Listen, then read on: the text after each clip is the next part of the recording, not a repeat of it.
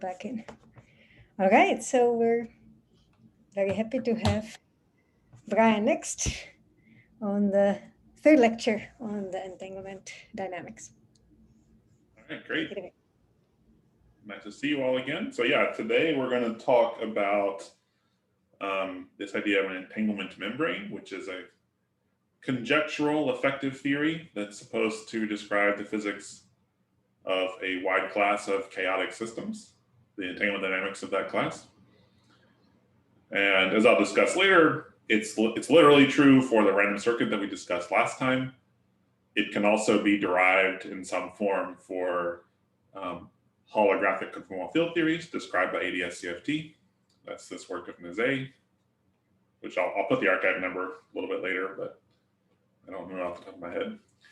And then if we're talking not about von Neumann entropy, but about various kinds of Rényi entropies, then this picture has also been derived for a variety of different models using replica trick methods. And we may discuss more about that next time. Okay, but I want to convey the picture today. And just be aware that this is a conjectural picture in that it's supposed to apply to a broad class of systems, but we know for sure that it applies to some systems like random circuits of special type and like ADS-CFT systems. So let's start with a recap. Last week we examined a random circuit model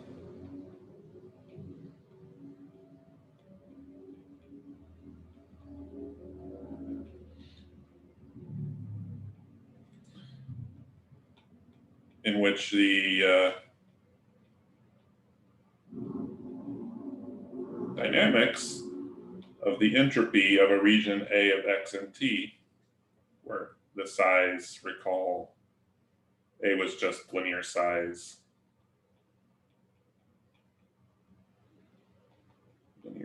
X.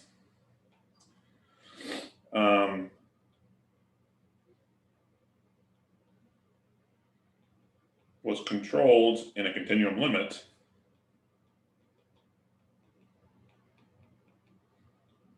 by the KPZ equation,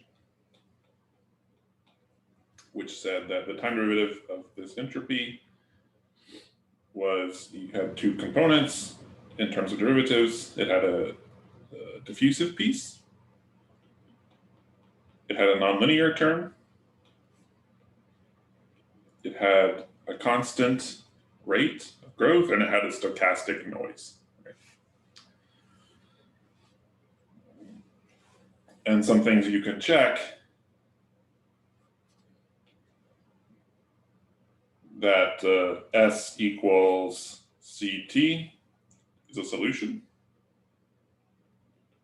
that just describes constant growth, which we already saw made sense from last time. And of course, it doesn't include the edge effects or saturation, but like deep in the middle of the chain where the entropy can grow for a long time, this makes sense. We also saw that S equals S naught X plus gamma T is a solution with gamma equals some function of S naught. And then what is this? None of this involves the nu because these are all solutions that have vanishing second derivative in space. So this diffusive term is just irrelevant for these. But what this diffusive term will do is say you put a long wavelength fluctuation on top of this profile. This diffusive term is going to damp it out, right? That's what diffusion does. It smooths out irregularities. And as you may be familiar with from the study of the diffusion equation, the invariant states are those states with linear slope, which describes a constant flow of a current, right?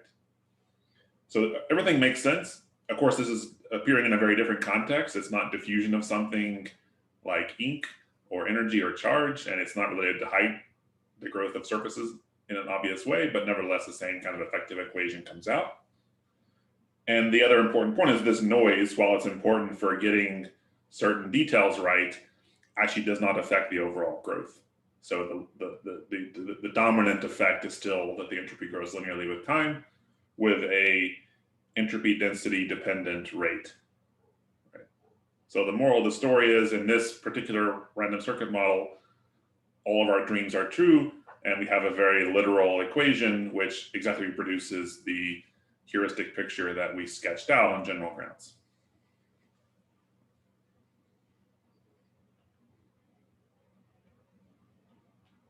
Okay, so now let's talk about minimal cut. Let me get my picture.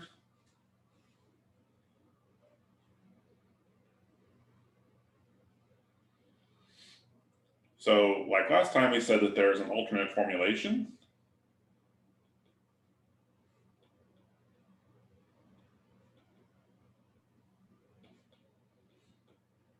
Of the problem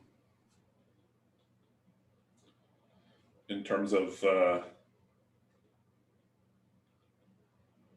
minimal cuts in some network. This is what we call the directed polymer in a random environment. And we said that in 1D, it's known from statistical physics that this is in the same universality class as KPZ. So while the details at the lattice scale will differ in principle, the long wavelength, long time physics should be the same. Okay. And we said for the random circuit model, this is an exact prescription and it's just the same as the other prescriptions. But the idea is this way of thinking about the problem is generalizable in a way that the surface growth description is not. That really was about, like, you have one region and you're tracking the entropy as a function of the edge of that region. So it's kind of like specific to this kind of interval setup. Whereas here, you know, no matter what region we had, we could say, if I want some finite region of spins, I just have membrane has to end on that region. And I want to look for the minimal membrane or line or cut through the network, and that would bound my entropy. Okay. So here's the big idea.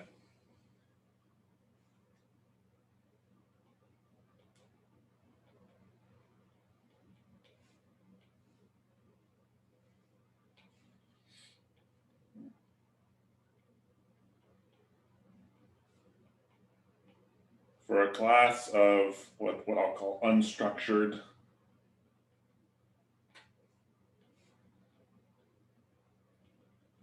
quantum dynamics. So here, unstructured, you could think of as another word for chaotic or strongly interacting, perhaps. I mean, that's not quite the same thing, but you know, somehow it's as featureless as it can be. You know, maybe there's conserved quantities like conserved energy, conserved charge that can, of course, modify this picture. But for now, we could even ignore that. So we could actually consider a model, say, with a time-dependent Hamiltonian where there's not even conserved energy. So there's just no conservation laws. And the dynamics is sort of as featureless as it can be, subject to the constraint of locality, right? So you still have nearest neighbor things interacting. And that's what the kind of class we have in mind here. But, you know, as in all these things, it's not clear, you know, this is sort of like the minimal model, and then it's not clear, you know, given your favorite system, whether it fits in this class or not, or how to modify this minimal prescription to fit your model. But as I said, at least for these random circuits and for ADS CFT, this turns out to be a good picture. So for this class of unstructured quantum dynamics, the entanglement dynamics can be captured at a coarse level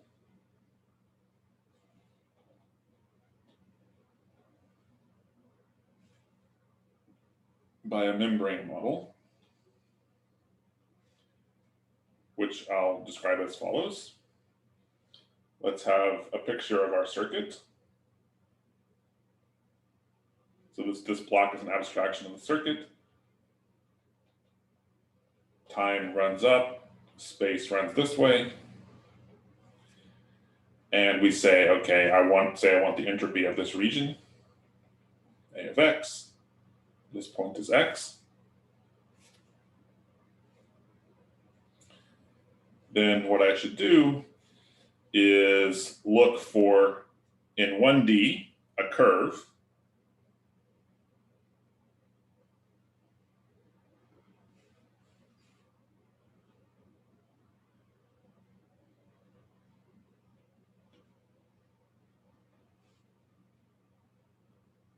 in general, some kind of membrane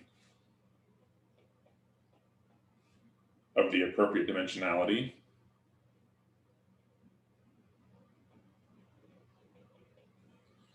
But I'll always draw these curve pictures.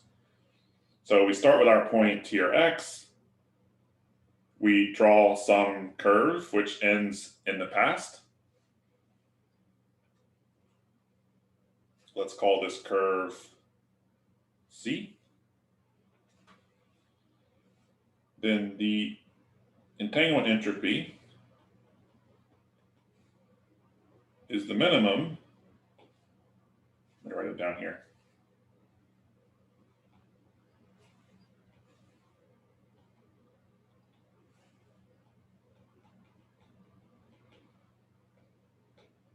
Over curves C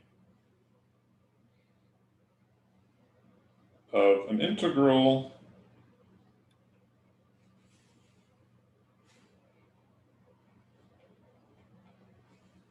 of some velocity dependent line tension plus a t equals 0 contribution.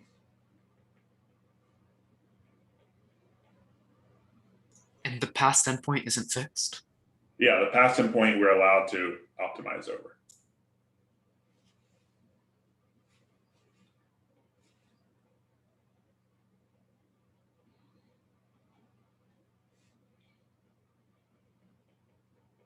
Thanks for the question. And so it's really this function, which depends on the slope in spacetime of my curve, which is where the model dependent physics goes in. The model tells us what tension function goes there. Call this a tension or line tension or membrane tension. That tension is where the model dependent physics is. And then the prescription is at a corresponding level for any interval A of x, and you can generalize this to where it has multiple boundaries, etc.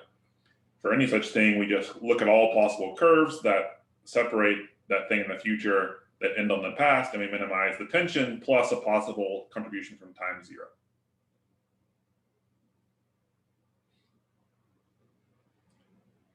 And so again, this hypothesis is definitely true for the random circuit in a large Q limit, or for the Hartley entropy or max entropy even at finite Q. It's also definitely true for ADS-CFT, where by calculating the HRT surface, Mazet showed that you recover this prescription. This minimal thing is not the entire HRT surface, but it's a part of it, effectively. And you again get some computable tension, which depends on the velocity in some interesting way. And so the hypothesis is this is the general picture for this class of unstructured dynamics.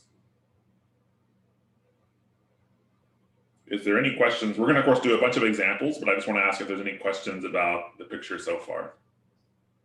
Just a quick question. When you see optimize this point, you mean that it's part of the minimization over all the possible curves? That's right, yeah. Okay, thank you.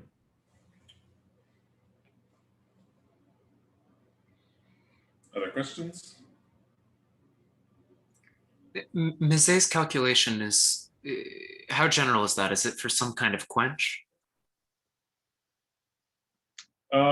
It's pretty general, and it's been further generalized, including a paper that some colleagues and I wrote, which I'll actually add as references. So it's quite general. And he considered really a quench from the ground state, but you can also, to get this entanglement density in the initial state, you can start with a thermophile double at a lower temperature and then quench that. And this way you can control separately the entanglement density initial state and the energy density.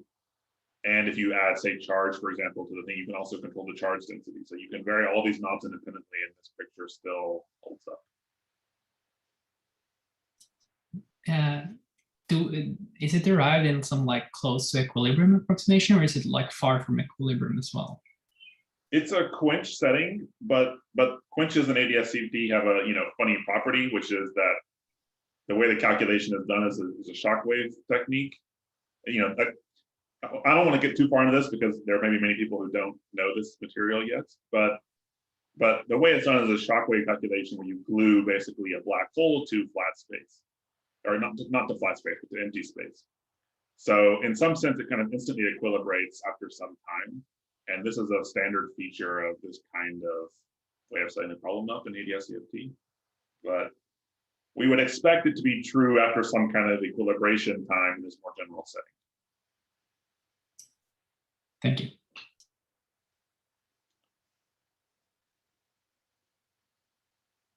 Okay, so let's just do some examples.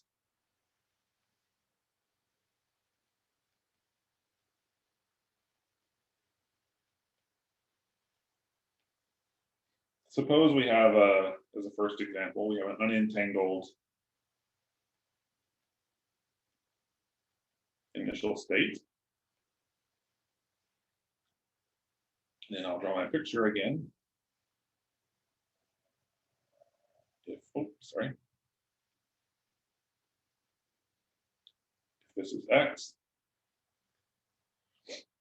and this is Y, then of course in this region, in the time dependent part, the minimal curve is a straight line. So whatever the minimal curve is, it looks like this. Once we know Y, this is the minimal curve there. And so the answer is that the entropy is a minimum over Y of T.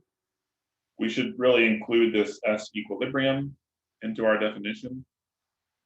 And then the line tension, which is X minus Y over T.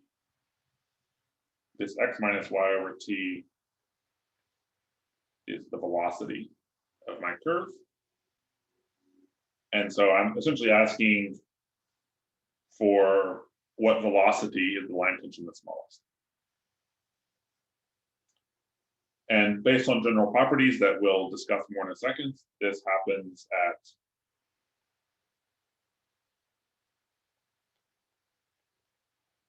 the minimum is at V equals 0. And so this is T S equilibrium epsilon of 0. And so one thing we know is that VE, which we defined previously, is again epsilon of 0. This is the entanglement velocity. Sorry, Brian, I'm a little confused. Did you are you just saying because we know how entanglement grows in an unentangled initial state, you're picking parameters for this epsilon and the T equals 0 contribution to reproduce what we expect? No, I'm saying so in this setting, there's no contribution from like this part of the surface here, or equivalently from this part, because there's no entanglement initially.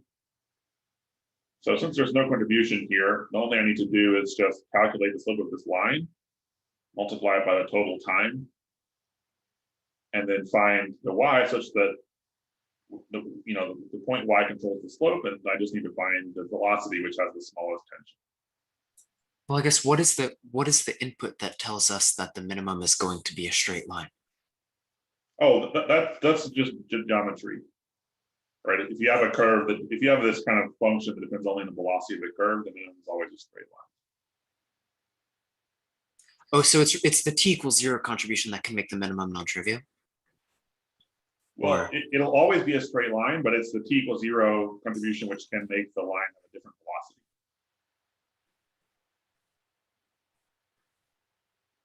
Okay. Like yeah, maybe I'm making it seem more complicated than it is. Just like imagine you're doing mechanics, right, with some Lagrangian that depends only on velocity. Right. The solution to the equation of motion, the solution to Newton's law is a particle moving at a constant speed. Sure. That's all we're saying here. And that holds even if it's a velocity dependent mass or some general function of velocity. So what I am claiming, which I didn't really explain in detail yet, is that the minimum is at V equals 0. But as I said, this follows from some general properties that first consistency in this picture, which we'll discuss later. Are you assuming that the epsilon or the tension is a positive function or something like that? Yeah, I mean, it has to be positive because it's equal to the entropy. Right, this is our, I should put an S equilibrium here. But it's just the equilibrium entropy density is positive, the time is positive time, and so the tension has to be positive in order for the entropy to be positive, which it must be. Okay. I guess about E, like, do we know anything about the derivatives of E a priori? Like, it should always increase with like increasing velocity or something like that? Yeah, let me, it's possible I did this in a confusing order, so let me make some comments about E of V, which we'll talk more about in a little bit. Let's say E of V is equal to E of minus V. This is like a parity symmetry. This is actually not important, but let's just say we have this symmetry. We can relax this, but let's just restrict ourselves for this purpose to this kind of thing.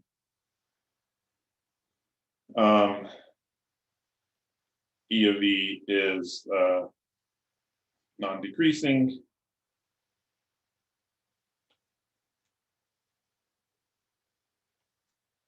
For V greater than 0.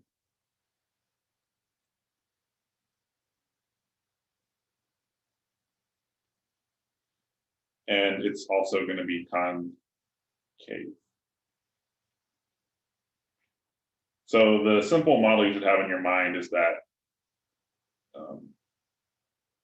if I sketch this thing out as a function of V, it looks like this, roughly speaking. And we'll see that there's a natural endpoint here, which we never need to go beyond, which I'll call Vmax. And it turns out that epsilon of Vmax is equal to Vmax. In a relativistic context, this can be the speed of light, but here it's a model-dependent quantity.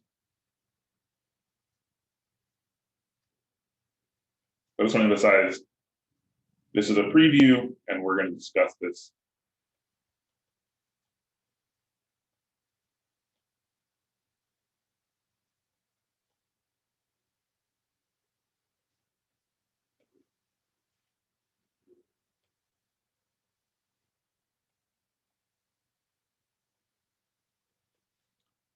Any other questions about the setup or this function?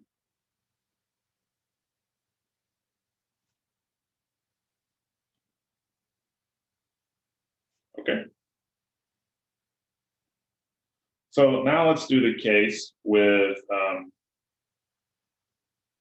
entangled initial state.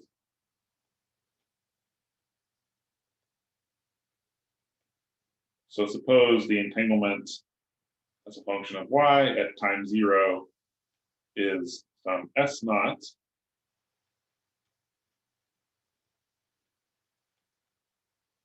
So in other words, it has the pyramid shape that we saw was the equilibrium configuration, except that the quantity here, S naught, is less than or equal to S equilibrium.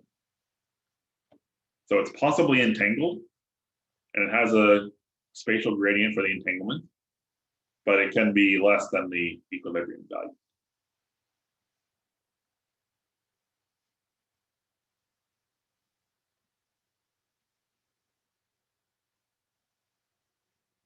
Let's call this X.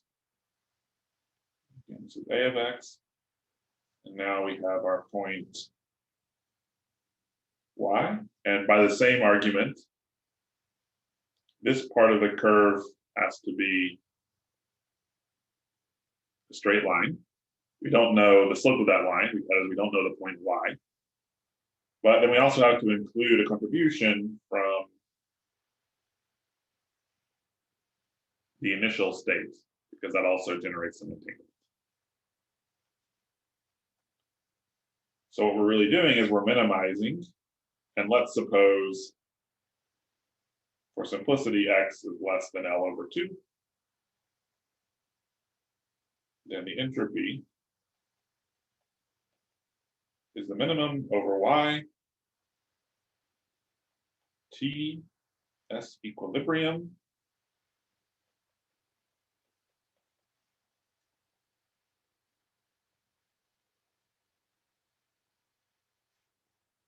like that, right? So in particular, this part is giving you that, and this part is giving you that.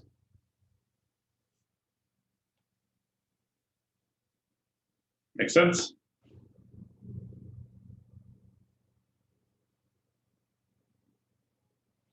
Now, this y is one-to-one with the velocity. That is, we can always write y is x minus vt. So we can minimize over y or minimize over v. That's equivalent. And so therefore we learn that s of x and t is equal to s equilibrium t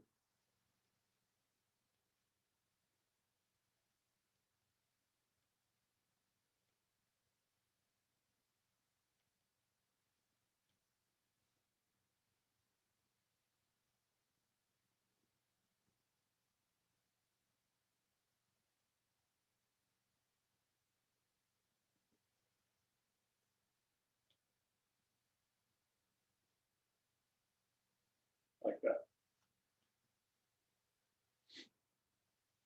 So again, what did I do? I just used the fact that y is one-to-one with v. So instead of minimizing over y, I can minimize over v.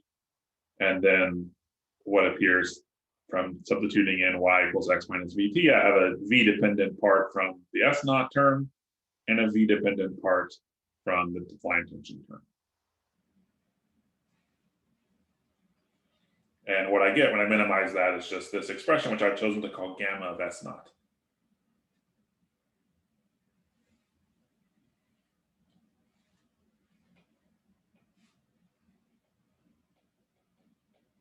Since S naught is equal to the derivative of S with respect to X,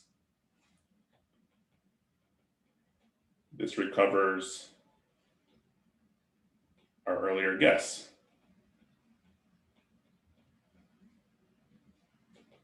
Which was the time derivative of S should be the equilibrium times some rate that depends on the space derivative. So the membrane picture reproduces that ansatz for the time dependence. And the rate is just the Legendre transform of the line tension.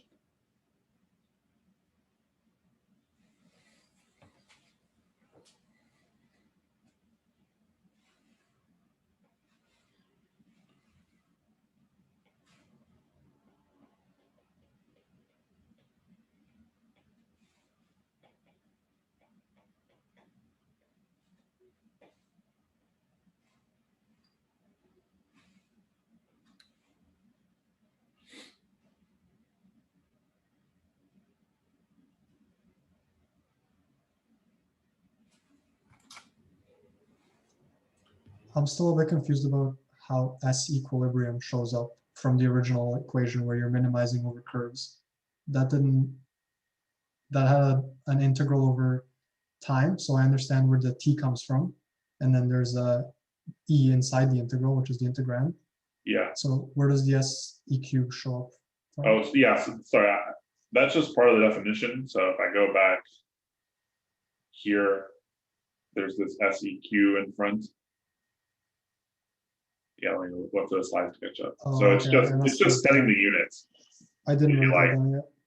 I think I missed that, so I added that in afterwards. But yeah, so it's just, we expect, the physical picture is that after some short time, you have local equilibrium. So your like local reduced density matrix looks like the equilibrium state.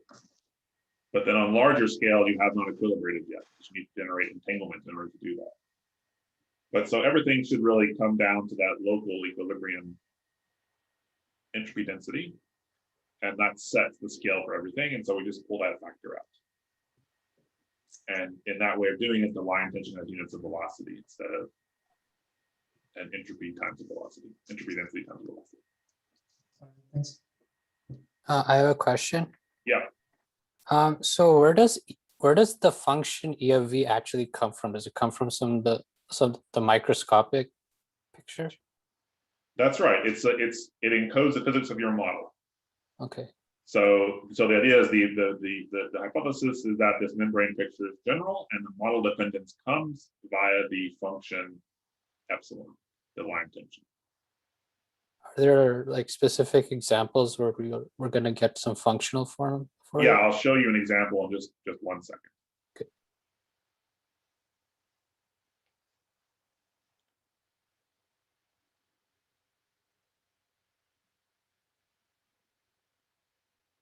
Okay, and so one important point about this, since we concluded that gamma was under transformed the line tension, and then the epsilon, the line tension is therefore the inverse is under transform of the entanglement rate. The fact that gamma of S equilibrium equals 0, this implies, let me write it this way. Oh, this is okay. Epsilon right here.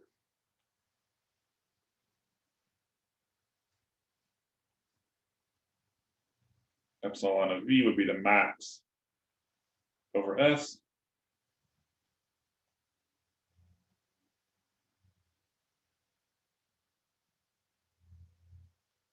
That's just the inverse Legendre transform. The sign is flipped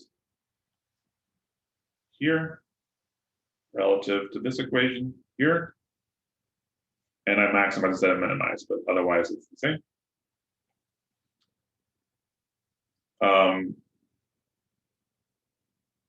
Then when the maximum occurs at S equilibrium,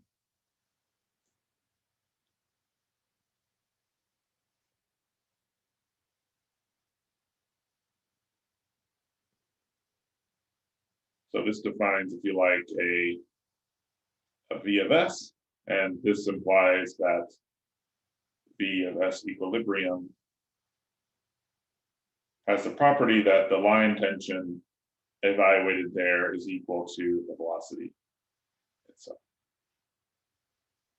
which just follows from setting gamma equal to 0 in that Legendre transform formula.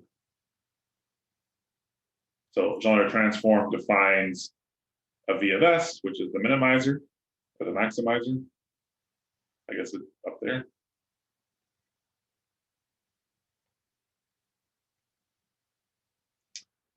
And when you evaluate that minimizer, that minimized velocity on the equilibrium, you have to get a velocity that has the property that the line tension of that velocity is just the velocity itself. That just follows from the fact that there's this maximum. Oh, sorry, there's this that the rate vanishes in equilibrium.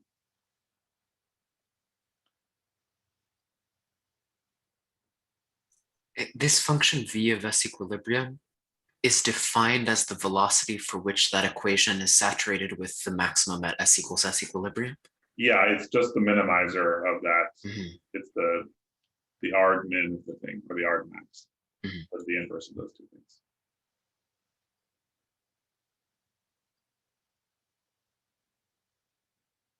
Okay, so let's see a concrete model, and we'll use our random circuit again.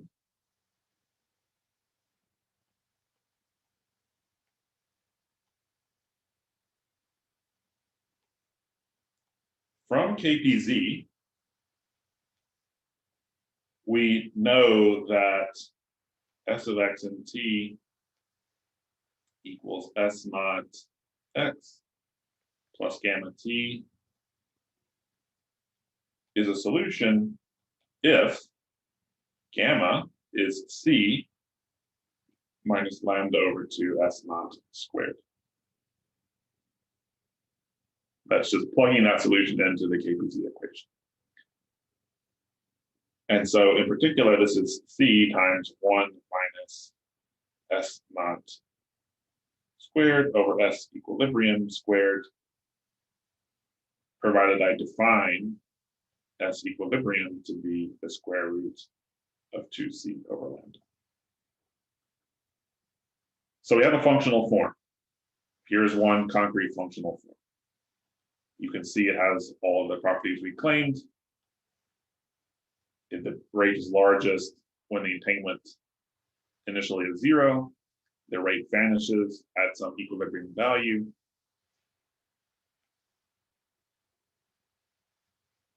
And if you, yeah, I think that's what I want to say.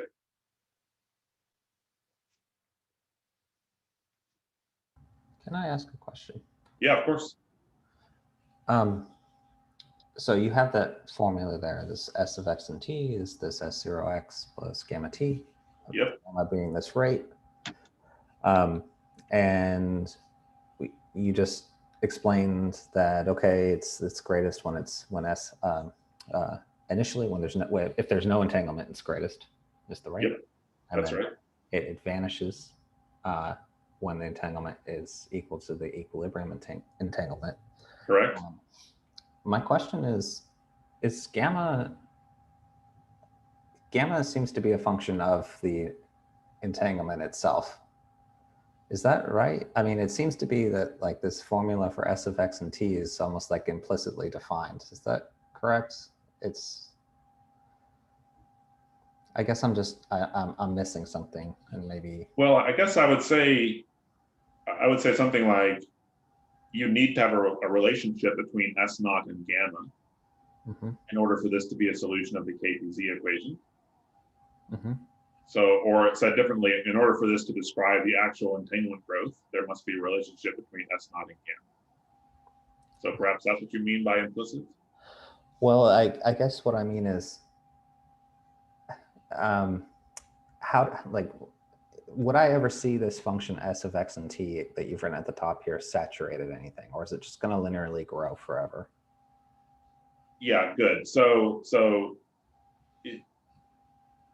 this will linearly grow forever, and that's kind of a, how to say, it's, think of this as being, pre-saturation.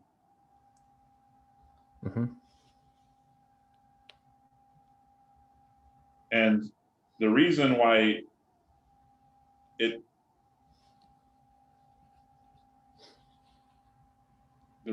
solved the KPZ equation is because the KPZ equation does not know about saturation unless you impose boundary condition.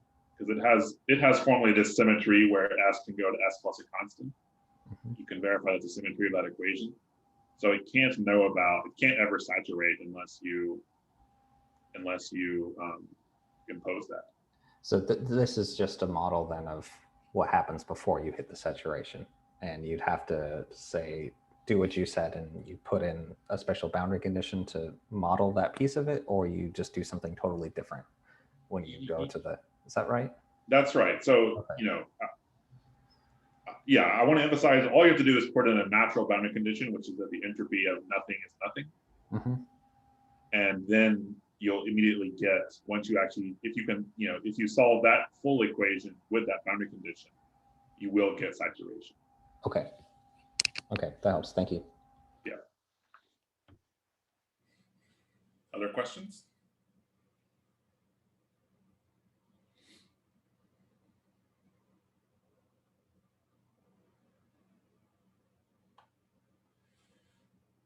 Now, I want to comment microscopically.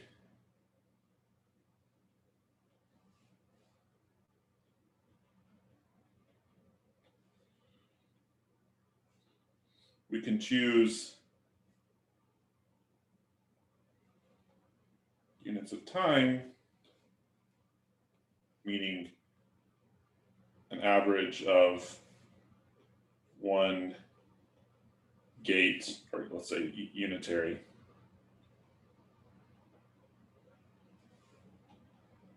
per bond per unit time,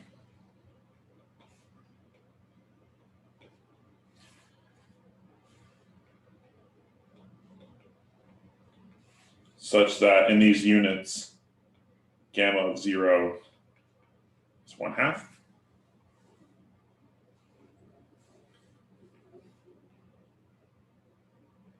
Let me just give you a microscopic picture of that. So there's kind of a fact that is discussed in that paper, but which it's a known fact, which is that if you go back to our height model,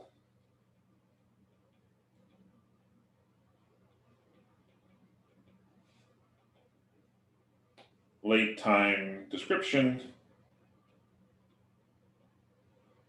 only involves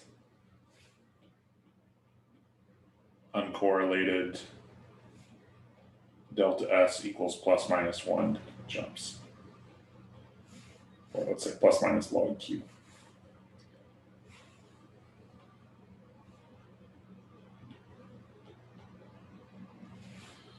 So in other words, this is at fixed time.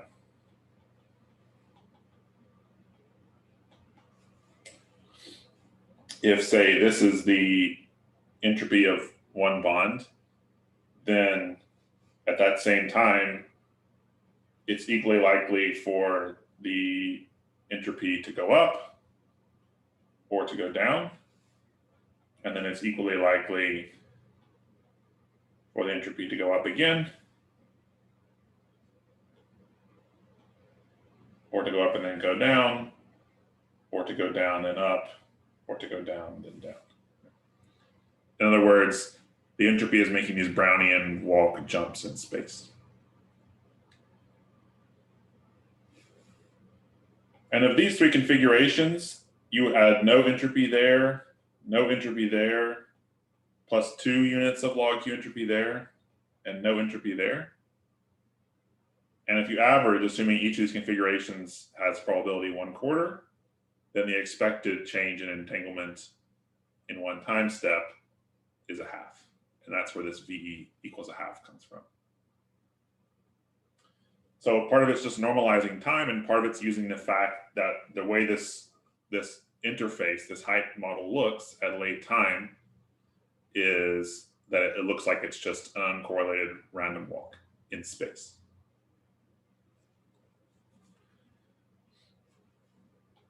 This is not super important to the main story. I just wanted to give you a sense of how you get this 1/2 out.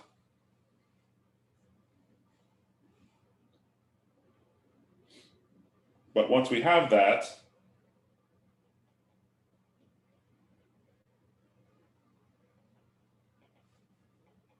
gamma is 1/2,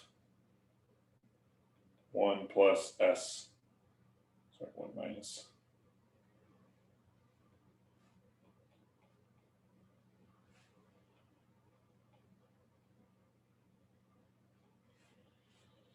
And then you can easily compute E of V, which is 1/2, 1 plus V squared.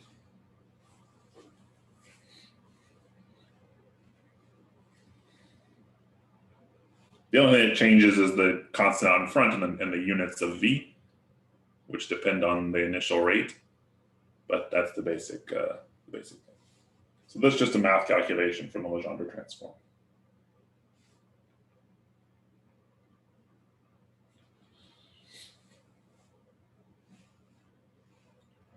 In particular, with this epsilon of V equals 1/2, 1 plus V squared, we can find the Vs equilibrium, which I previously called Vmax,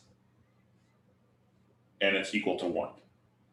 Because that's the place where epsilon of Vmax equals Vmax.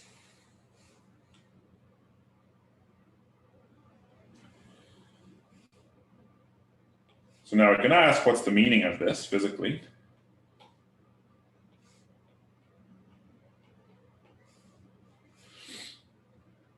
And the answer comes back again if we ask, okay, so suppose we have again this normalization where we're adding 1 gate per bond per time step on average.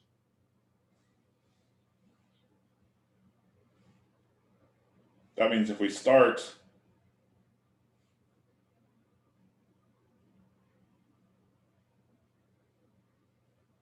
with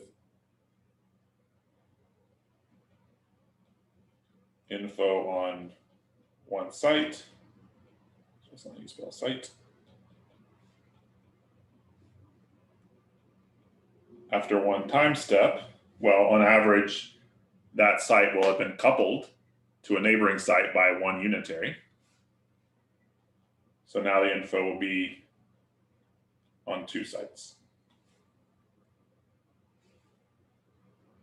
And after, again, 1 time step,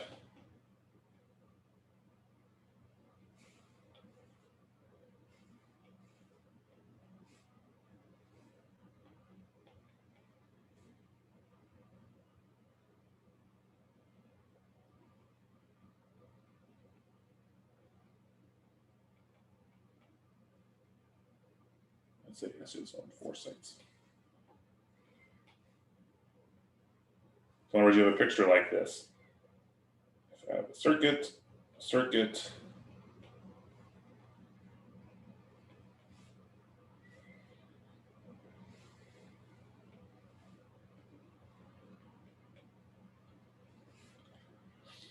if I start a perturbation here, then there is an effective spreading of this perturbation with some cone like that, similar to the speed of light.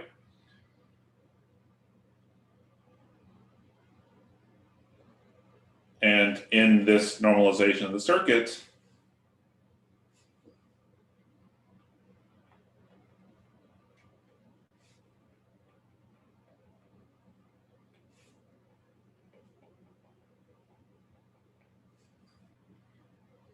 this is equal to 1. At every 1 time step, the information can move at most 1 unit to the left or the right, or the perturbation can move at most 1 unit to the left or the right.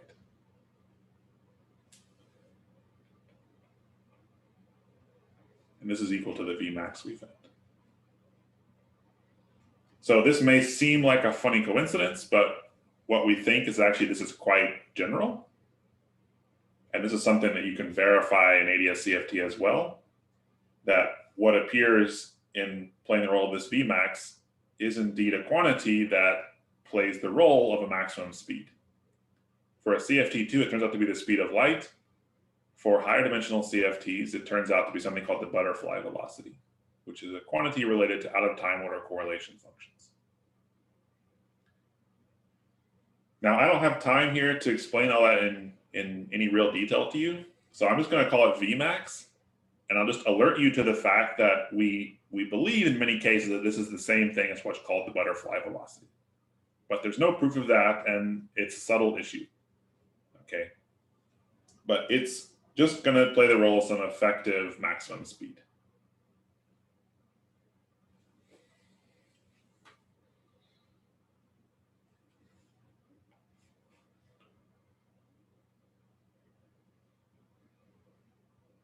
And you can sort of see why this is a maximum speed from the point of view of the entanglement minimization. Because you can imagine that your curve was going like this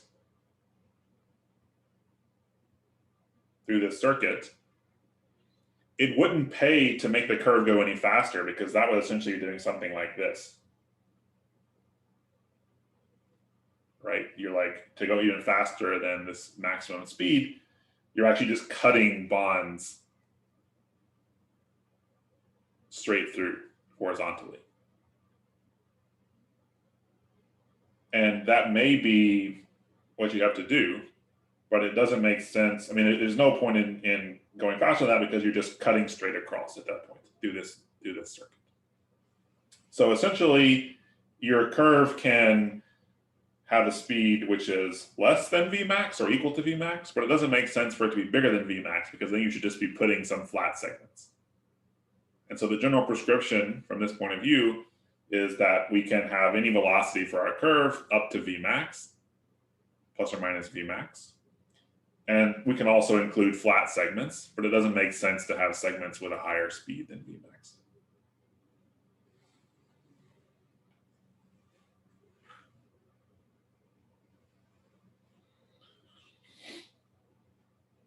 So the summary, we can restrict to curves with V less than or equal to Vmax plus horizontal segments.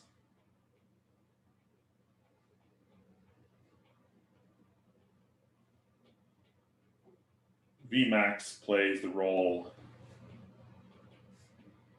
of a maximum speed.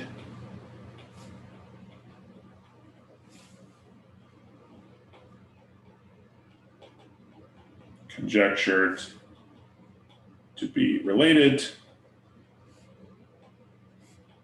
to the butterfly speed.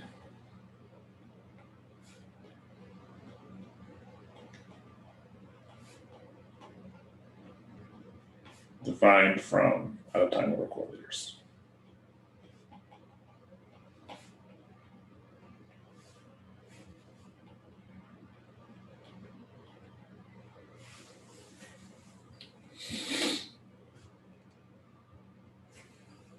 Any questions about this?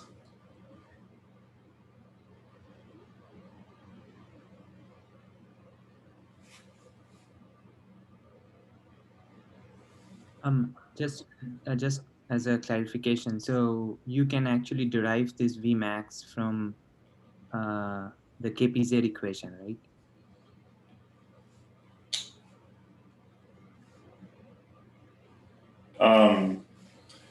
Yeah, I mean, you can derive this Vmax from the microscopic random circuit model. And then in the KPZ equation, the fact that the rate gamma has this particular quadratic form means that there is a Vmax that has all the properties we claimed. I haven't thought very carefully about whether in KPZ itself, it's clear that this Vmax is some kind of maximum speed. That may be a statement that's sort of approximately true, but a little bit heuristic because you've coarse grained to some extent. But I'm not certain about that. So let me pass on that question, and maybe I'll put something in the Slack if I can come with a better answer. So whatever you discussed until now, this is only true for the random circuit model. And if we were to study other 1D systems, there is no, I mean, we can expect there will be a Vmax, but there's no way to prove that in general. I guess you also mentioned that. That's right. Yeah, I would say that the status is within this model, with the properties of the line tension that I laid out, there is a Vmax, and you can consider various, how shall I say, configurations or situations where it makes it clear that Vmax is the largest speed. There's some kind of maximum velocity of spreading of perturbation, say. So that's all within the framework. I didn't show you those examples yet, but you can cook up some scenario where you see that Vmax is like the fastest things can propagate. And then in concrete models, like this random circuit model or like ADS CFT models, we can check that this Vmax is the same as other notions of maximum speed that we have from other kinds of observables. But there's no general proof, as far as I know, that these are the same. And there are some subtleties having to do with, for example, with out-of-time order correlators. You get a speed typically by looking at contours of constant commutator or constant OTOC. But do you look at like values close to 1 or values very small, like in the far ahead of the saturation, or like, and these can change things a little bit. And maybe that matters. This can be important. But let me just say that, you know, from spin chain numerics, from ADS-CFT, and from random circuits, it's consistent to basically take this Vmax to be the butterfly speed. But you know, there's no totally general proof of that, especially at finite temperature. At infinite temperature, it's easier to say, to make this claim. And probably that could be proven in some broader class of examples, but at finite temperature, it's even harder. Okay, thank you. Yep.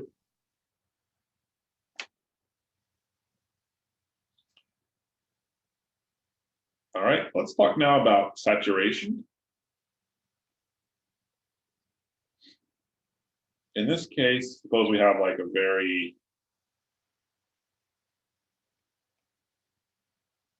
deep circuit like this.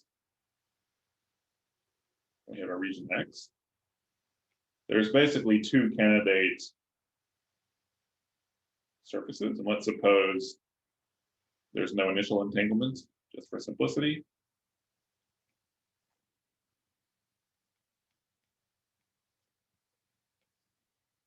That's option 1. And then option 2 is that I could say, go hit the boundary.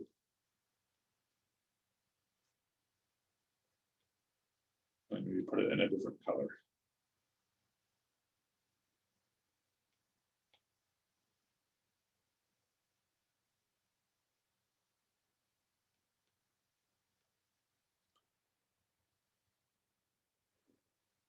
Right, there's just 2 candidates. And if you didn't have a boundary, you could instead consider something like this.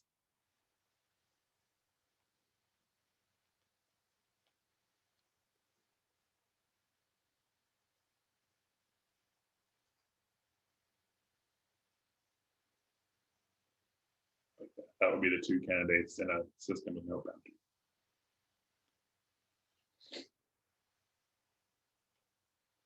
And since you're minimizing, you just choose whichever one of these has the smallest entropy. Now, what's the contribution of option 2? I claim that so for option 2, we can think about varying, use red. Let's call this delta T. For option 2, we're going to minimize over delta T, say, of delta T S equilibrium epsilon X over delta T, which is the same as minimizing over V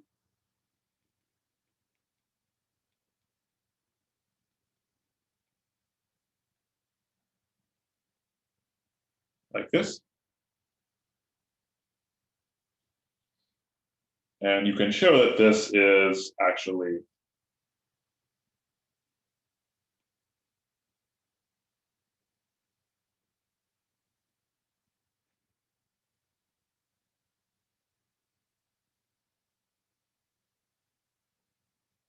like that. This follows from the properties of epsilon that I outlined before. And recall that Vmax had this nice feature that the line tension evaluated Vmax divided by Vmax was just 1. So what we learn is that this is just S equilibrium times X, which is what it would have to be in order for it to agree with our expectations that you have saturation to the equilibrium entropy density. But I emphasize again, this follows from the properties of this line tension that we outlined so far. And you're welcome to go ahead and check this explicitly in the case of that function I wrote before.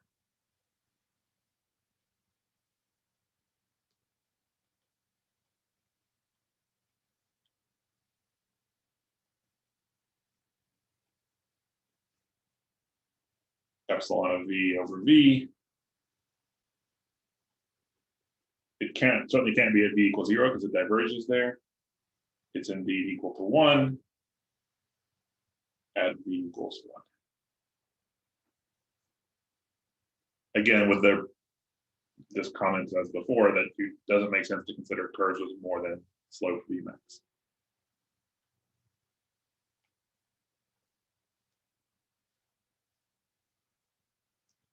So then we compare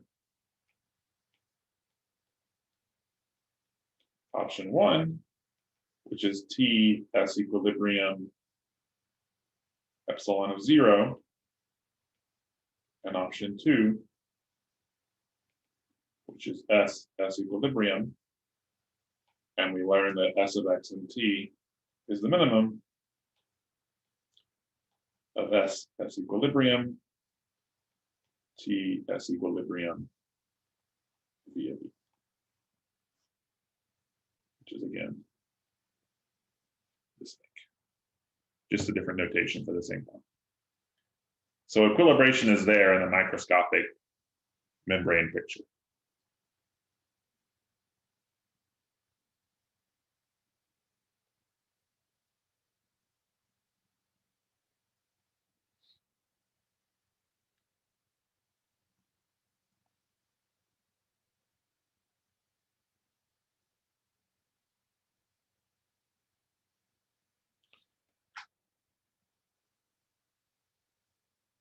Okay, let me show you one more interesting example to finish up for today.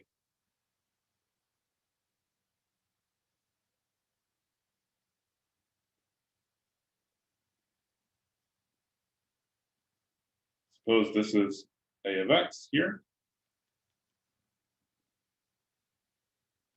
And suppose there's no entanglement initially, except I take one qubit or one of my Q-level systems, and I am maximally entangled with a reference at the start.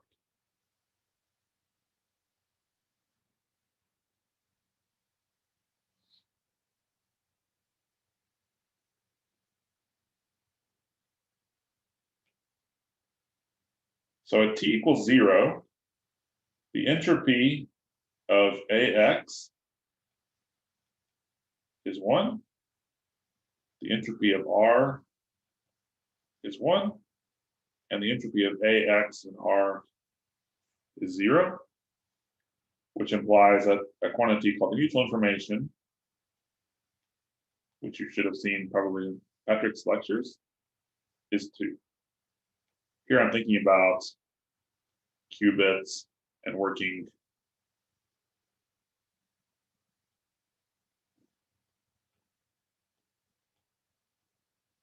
with log base 2.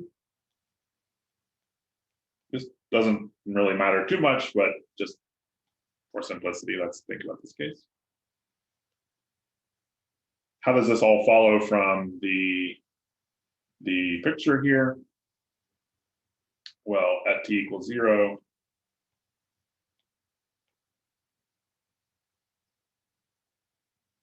let's call this t equals 0. This is S of R equals 1, and just cut one leg. The whole picture is collapsed. So this curve here costs no length.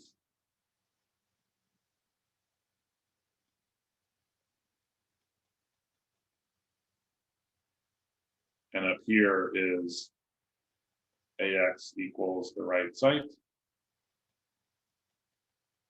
So since that linear straight down curve costs no length, and so since we're at time equals 0, that means the entropy of AX and R is 0. And then the entropy of AX is similarly equal to 1, because I need to cut one bond to isolate it from the rest of the network. So this all follows from the picture, as long as you remember that the vertical line has no cost at time 0 because it has no extent, right? So this whole picture is collapsed. So this is a very complicated way of saying that the rightmost site is maximally entangled with the reference R.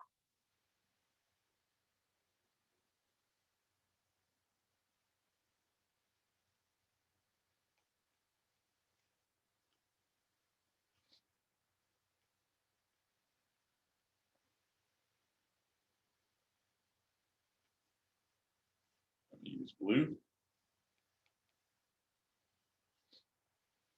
Now there's various cases. The entropy of R is always 1, because it's always just a single minimal cut here.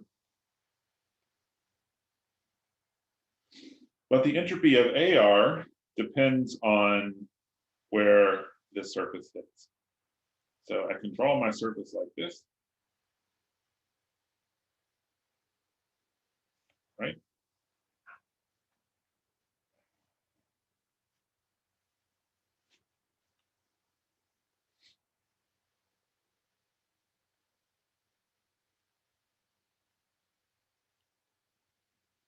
There's no cost for the bottom line here, except for this thing. And so what I learned is that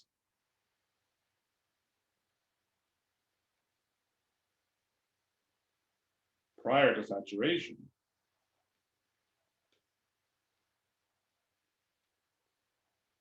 S of AX, well, it's equal to the blue curve, so that's T S equilibrium VE.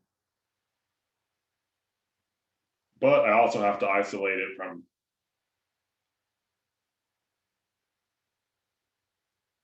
R, right? It's just AX. So there's a +1. This is isolating R. S of AX R is just T S equilibrium VE, because now R is included, so I don't have to isolate it anymore. This blue curve just does that by itself.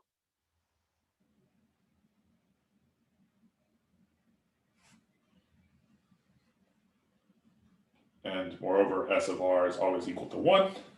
So that means I of AX with R, the mutual information is still 2, exactly. Because it's equal to T S equilibrium VE plus 1 minus T S equilibrium VE.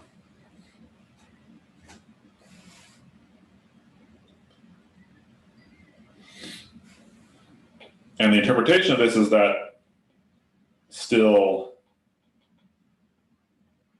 maximally entangled with the reference R.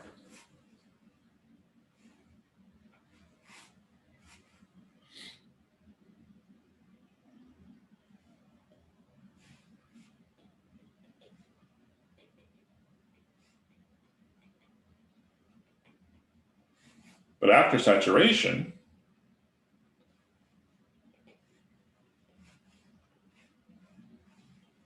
this is instead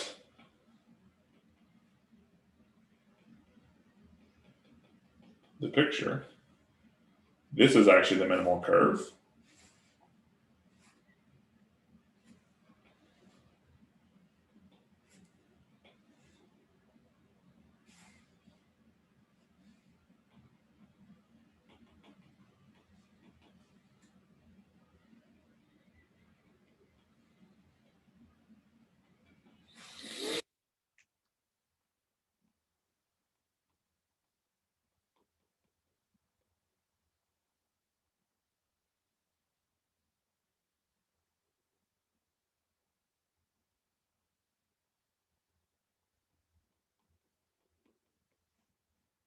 And together this implies the mutual information is now 0. All I've done, which is a little bit sneaky, is essentially swap the 1, which was, which was associated with S of A, now it's associated with S of AR. Okay, 5 minutes. Okay.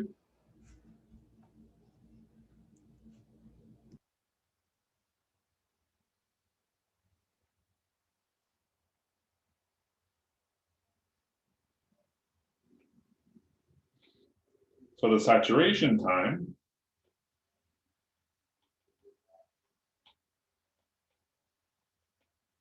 is essentially the size of AX divided by the entanglement speed. And we have the following conclusion.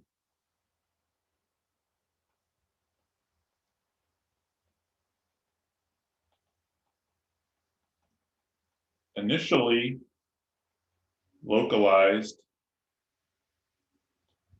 entanglement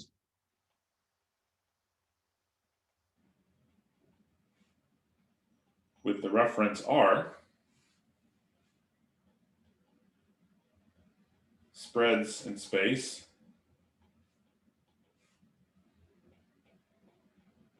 at speed VE when there is no initial entanglement.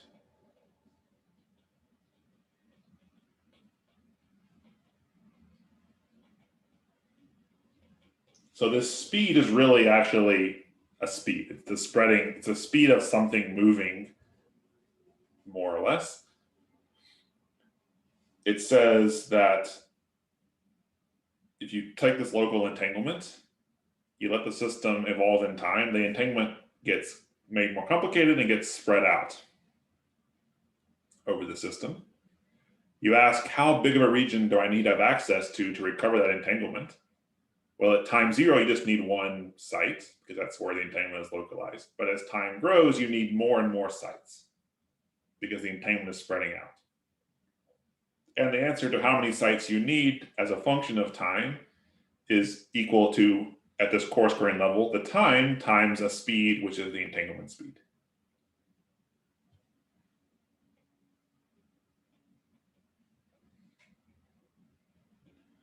And there's an exercise that you can try out to test your understanding of this minimal entanglement membrane picture.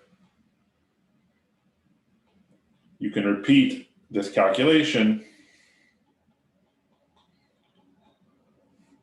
for, or let's say,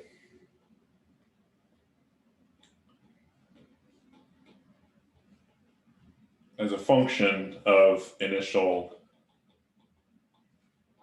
entanglement density.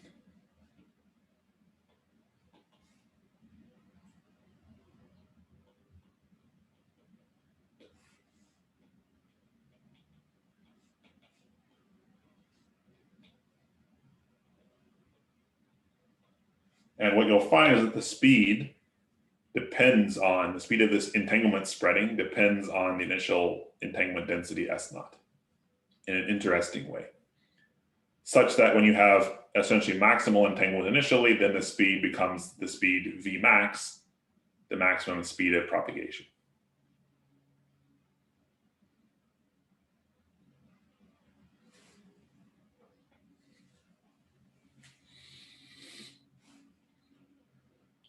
Okay, so that's what I wanted to tell you today. For the fourth and final lecture, we'll talk more about this membrane picture. And I will do two things. I will first of all draw a comparison between this membrane picture and the black hole information problem, and explain how we can think about some similarities arising in both cases. In particular, I'll talk a little bit about some kind of minimal idea of something like islands in this setting. If you haven't heard about islands, you can take this away with you. And I'll also mention some frontier topics, like I promised, including the idea of a measurement-induced phase transition, which is basically what happens when you take this picture and you add into the unitary dynamics the possibility of quantum measurements. That turns out to be able to change the entanglement structure, and you get a more rich and interesting statistical picture of entanglement. And we'll discuss that kind of frontier topic next time. All right, thanks. Wonderful, thank you. Great, questions for Brian?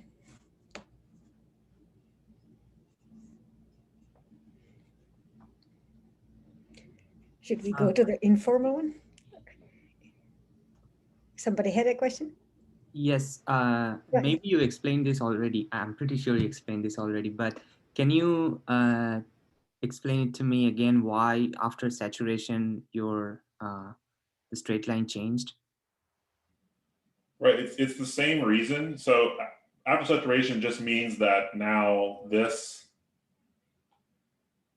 diagonal red line. So let the slide catch up. The diagonal red line here now has less cost than the vertical blue line, right? That's what saturation means, right? It just means that this is the cheapest curve you can make. But then now, because it doesn't extend down to the initial time, you have to have an extra segment there to isolate R, right? So now the entropy of AR, which was previously just this blue vertical curve that I'm drawing an imaginary, let me do a dashed line, dash, dash, dash, dash, dash. So now when you saturate, it means that the cost of that blue dashed line is greater than the cost of the red diagonal thing plus this little initial cut there. So whereas before saturation, when the blue curve is the right answer, the entropy of AR, that is this part plus this part, was just given by the blue thing. And that's what we had right there. But after saturation, because this diagonal red curve doesn't isolate R from the rest of the network, it means I have to have an extra piece there to isolate R. So the difference is really that the blue vertical curve isolates both A and R, whereas the red diagonal curve by itself does not isolate R. Mm-hmm. So, okay, so I thought that, I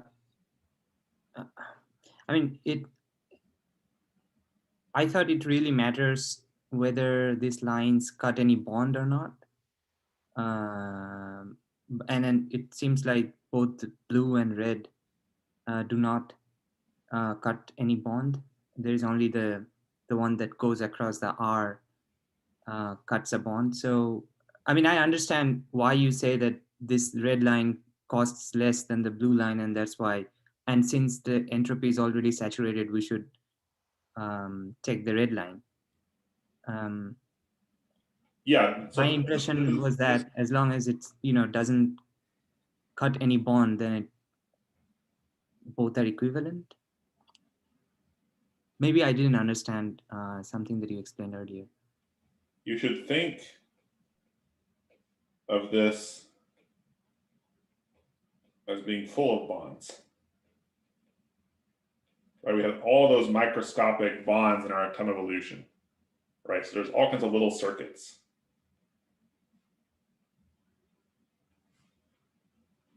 Everywhere in here, and we're cutting those bonds at microscopic level. And what this line tension is a coarse graining of that description, where we say, okay, we're not keeping track at the lattice scale of exactly which bonds we're cutting. We're coarse graining, we're zooming out, and we have some effective line tension, an infrared sort of long wavelength effective description of the entropy. And then that's coarse graining all these microscopic cut bonds in terms of this line tension, right? So you should think of the blue and the red as cutting bonds. They're just kind of hidden bonds that I've coarse grained over, right? And replaced with this line tension. And so indeed, this blue thing cuts many bonds. It cuts like all the bonds you have for entanglement growth. The red thing also cuts many bonds, and it's moving at the maximum speed. And saturation occurs when the number of bonds cut by the blue thing is bigger than the red one. Right, but it's just different cuts through this microscopic lattice work of bonds that I've coarse grained to get my line tension. Yeah, okay, that makes sense. Great. So I had this question earlier about coarse graining. So, if we were to now zoom into the system, are we going to get quantum corrections to these entropies? Yeah, it's a good question. Like in KPZ, we saw that there was these subleading terms as a function of time, which were reflecting the fact that there was a stochastic element to the KPZ description, and that manifested in the entropy as some subleading time dependence. It's not really understood whether this is always present or not. Or let me say we know it's not always present because we can cook up models where the entanglement growth is like non-stochastic. It just always happens as rapidly as possible, and it has no random element to it. So I would say there's some sense in which it's not clear what this means, because the KPZ randomness was some kind of emergent noise that wasn't related to like quantum probabilities. It was related to our description of this process, and it came from the random circuit. So we're not sure to what extent this is a generic feature of non-random models. It's possible it still provides some kind of effective description at some time, but it's not clear. And at the longest times, probably it somehow averages away, or is a subleading effect at the least. And there are also models we can write down where there is no subleading. Like the entropy really does exactly obey this sharp step function profile at the lattice scale. So it's not something that has to occur for every model. And how generic it is not really a known thing. Like I don't think we were. I'm not aware of this kind of effect being seen in ADS-CFT, for example. So whether it could come as some kind of subleading term in the HRT formula, or perhaps from some quantum corrections to HRT, this is, as far as I know, not known at this time. But I mean, is there any reason to expect that there should be subleading terms if we are strictly looking at quantum systems? Not necessarily. I mean, they occur in some cases, but they're related, I think, in those cases, mostly to randomness in the Hamiltonian. So it's not known, as far as I know, like I said, it's not known whether this is a generic property for some class of fixed Hamiltonians. Okay, thank you. All right, unfortunately, I need to take off now, but look forward to seeing you all next time tomorrow. Okay, thanks a lot, Brian. Thank you. And see you tomorrow, and see everyone tomorrow. Yep.